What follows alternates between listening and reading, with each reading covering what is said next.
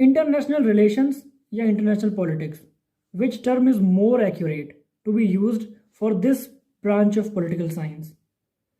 Welcome friends, आज की इस वीडियो में हम जानेंगे कि इंटरनेशनल रिलेशंस या फिर इंटरनेशनल पॉलिटिक्स कौन सा टर्म ज़्यादा एक्यूरेट है, हमें कौन सा यूज़ करना चाहिए इंटरनेशनल स्टडी के लिए और इंटरेक्शन बिटवीन द कंट्रीज़ को स्टडी करने के लिए. So before we start the video, please don't forget to subscribe to our channel so that you will not miss any update regarding our new videos. Let's get started. तो जो international relations है, इसको लेके hence जे मॉर्गनथॉ कहते हैं that international relations is a broader term.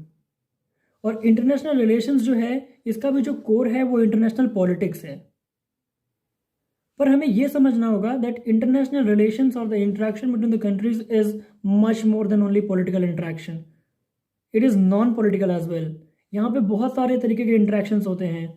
Social हो गया, cultural हो गया, हम ओलंपिक्स भी देखते हैं, हम डिफरेंट टाइप्स ऑफ इंटरेक्शंस देखते हैं between the countries, political as well as non political.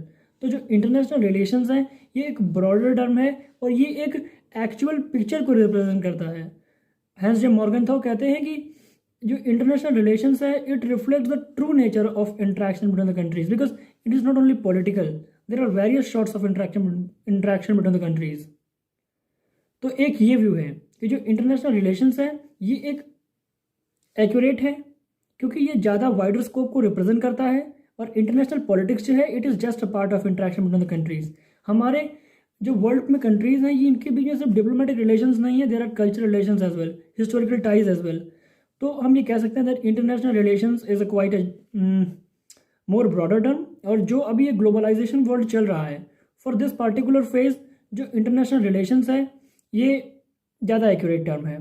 पर हमें ये भूलना नहीं चाहिए कि how far international relations is a more accurate term, its core is international politics.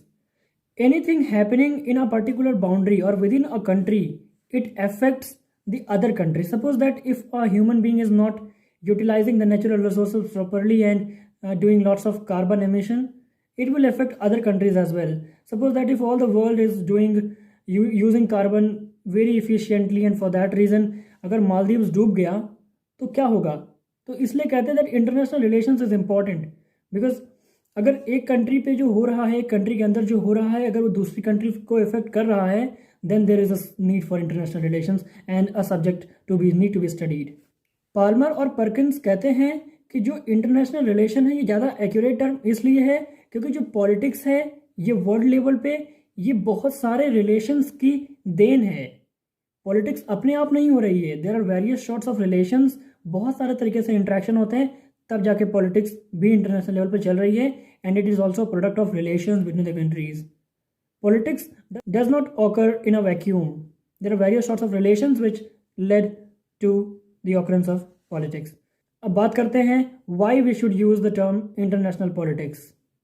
जो थिंकर्स एडवोकेट करते हैं टर्म इंटरनेशनल पॉलिटिक्स को, वो कहते हैं कि जो इंटरनेशनल रिलेशन टर्म है, ये बहुत ही जनरल है, बहुत ही लूज है और ये ट्रू नेचर को डिफाइन नहीं करता हमारी स्टडी को.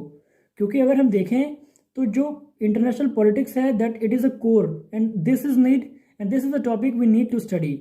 हमें रिलेशन से क्या लेना देना है जब हमारा जो कोर फोकस है स्टडी का वो इंटरनेशनल पॉलिटिक्स है.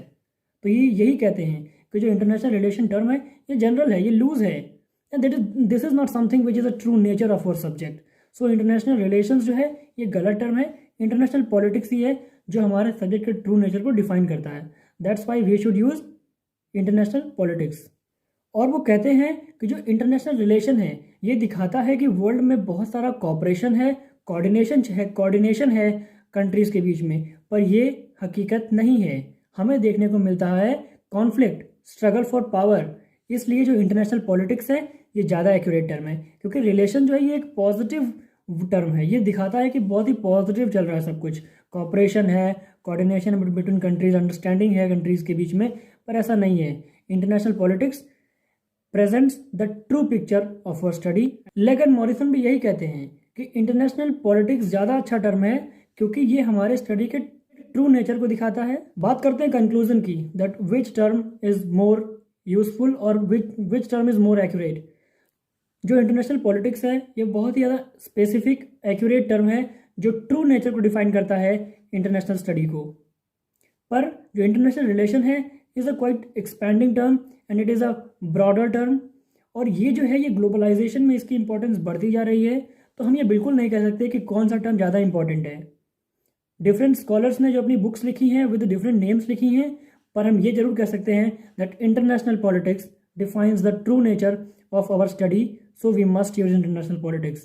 But in this globalized world, we can also use international relations, because there is not only a political interaction between the countries, there are various sorts of interaction. So thank you friends, this is end of the video. Thank you for watching. You can use both the term, but whatever is written in your question or the book heading or in your syllabus, you need to keep in mind and you have to write according to that one.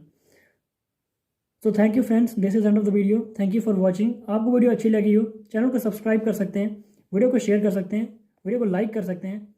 मिलते हैं आपको अगली video में।